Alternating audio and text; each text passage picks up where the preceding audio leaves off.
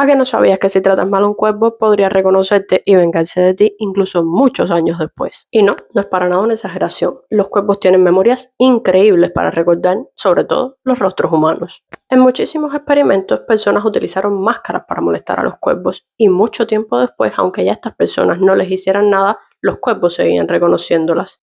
Lo más extraño de todo, que los cuervos empezaron a alertarse entre ellos. Imagina esto, molestaste un cuervo y años después una bandada entera te está persiguiendo para vengarse. Así que ya sabes, piénsalo muy bien antes de molestar a un cuervo o podrían venir muchos de ellos a vengarse de ti.